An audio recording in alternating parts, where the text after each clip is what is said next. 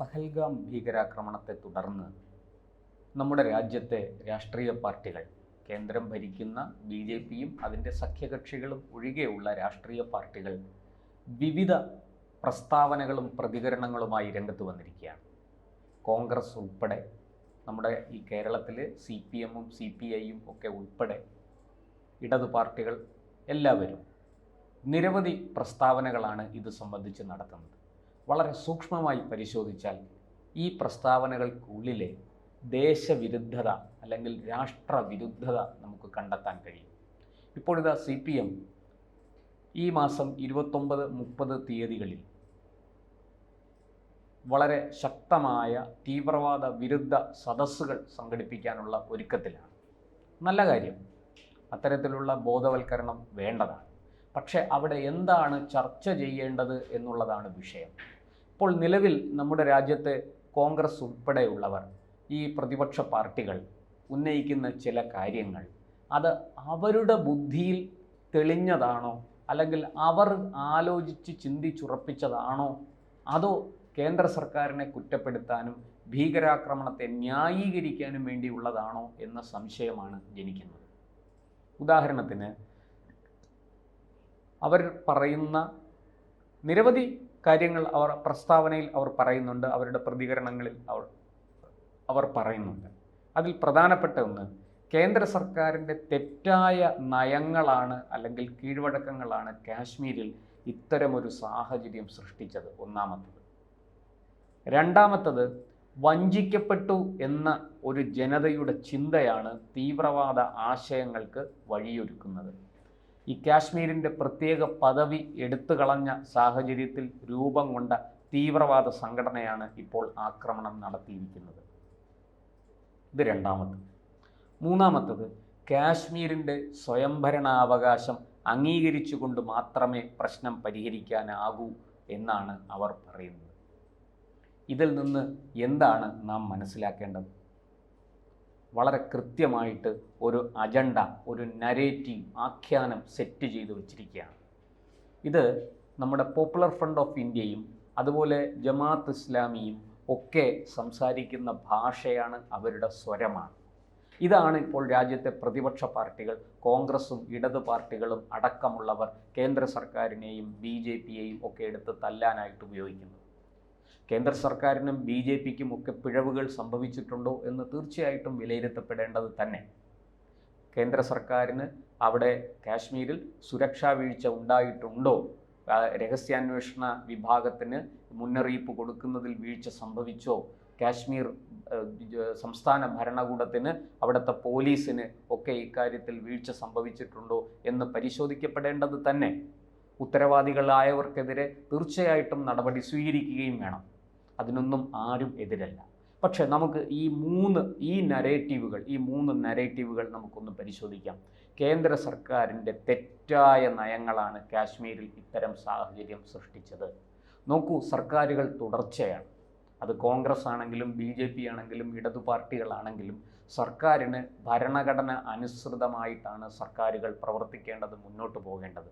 ഒരു സർക്കാർ തുടങ്ങിവെച്ച പദ്ധതി അടുത്തു വരുന്ന മറ്റൊരു സർക്കാരിന് അട്ടിമറിക്കാൻ കഴിയില്ല. നമ്മുടെ ഭരണ സംവിധാനം അങ്ങനെയാണ്.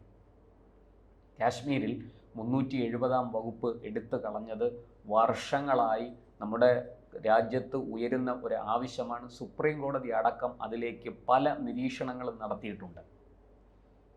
ഒരു സംസ്ഥാനത്തിന് മാത്രം, ഒരു സംസ്ഥാനത്തിൻ്റെ ഒരു പ്രത്യേക ഭാഗത്ത് മാത്രം ഒരു സ്വയംഭരണ അവകാശം കൊടുക്കുന്ന ഈ തെറ്റായ കീഴ്വഴക്കം ഇത്രയും കാലം തുടർന്നു എന്നുള്ളത് തന്നെ ഒരു വലിയ പാകപ്പിഴയാണ്, ഒരു വലിയ വീഴ്ചയാണ്.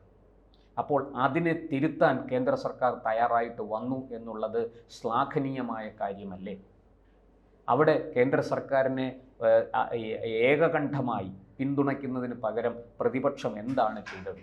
രാജ്യ താൽപര്യത്തിന് അനുസൃതമാണോ അത്? പ്രതിപക്ഷം ചിന്തിക്കട്ടെ. ഞാൻ ജനങ്ങൾക്ക് മുന്നിൽ ഇത് വയ്ക്കുന്നു, അവർ ആലോചിക്കട്ടെ. അടുത്തത്, വഞ്ചിക്കപ്പെട്ടു എന്ന ജനതയുടെ ചിന്തയാണ് തീവ്രവാദ ആശയങ്ങൾക്ക് വഴിയൊരുക്കുന്നത്. അപ്പോൾ തീവ്രവാദത്തെ പ്രോത്സാഹിപ്പിക്കാനാണോ ഈ പ്രസ്താവന? ഒരു ജനത വഞ്ചിക്കപ്പെട്ടു.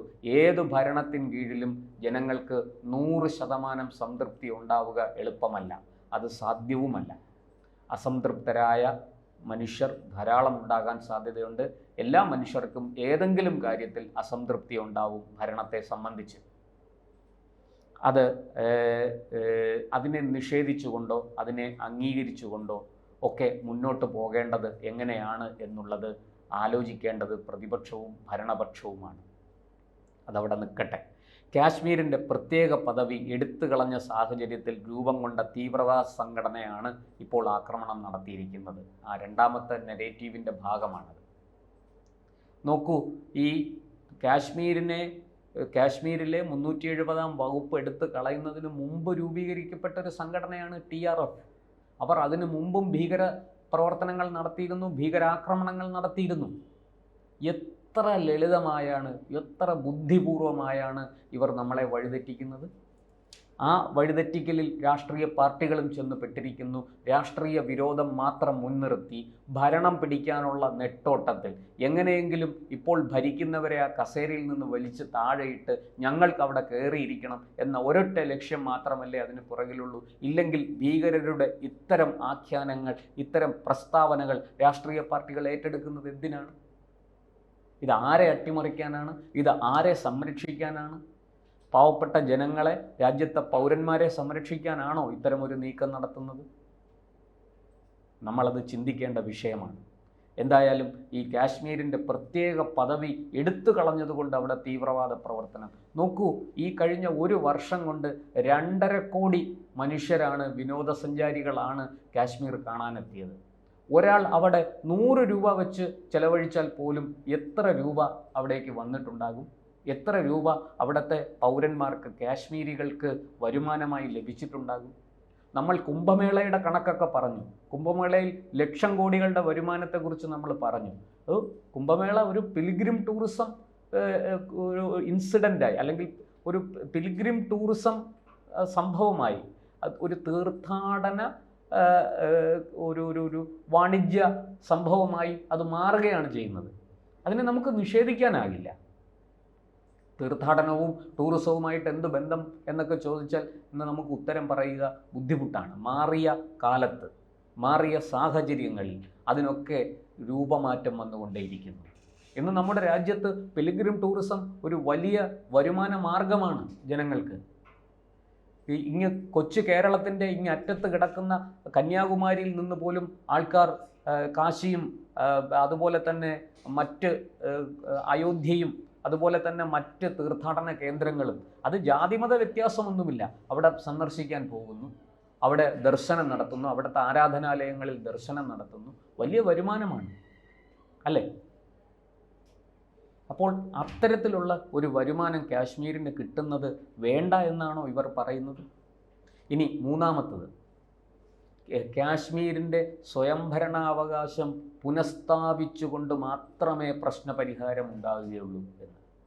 നോക്കൂ, അപ്പോൾ ഇവരുടെ ലക്ഷ്യം എന്നും ഈ വിഘടനവാദം, എന്നും ഈ സെപ്പറേറ്റിസം, ഈ ഭീകരത നിലനിൽക്കണം എന്നാണ്.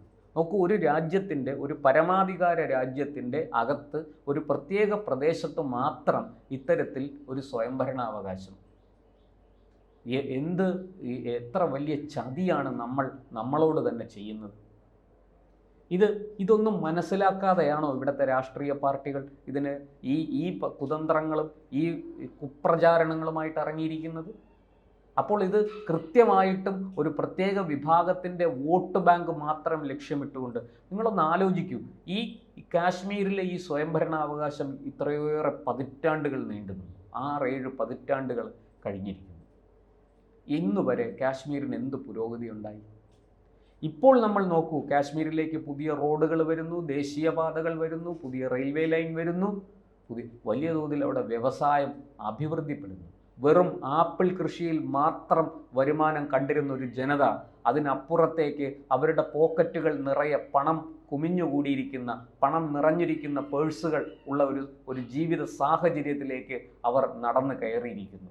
അങ്ങനെയുള്ളൊരു ജനതയ്ക്കാണ് വീണ്ടും ആ കൊടിയ ദാരിദ്ര്യത്തിലേക്കും ഈ പണത്തിന് വേണ്ടി ശത്രുരാജ്യത്തിൻ്റെ പണവും വാങ്ങി നമ്മുടെ പോലീസിനും പട്ടാളത്തിനും നേരെ കല്ലെറിയുന്ന തൊഴിലിൽ ഏർപ്പെടാൻ വേണ്ടി ഇവർ പ്രേരിപ്പിക്കുന്നത്. കൊള്ളാം. നമ്മുടെ രാജ്യത്തെ രാഷ്ട്രീയ പാർട്ടികൾ ചിന്തിക്കട്ടെ.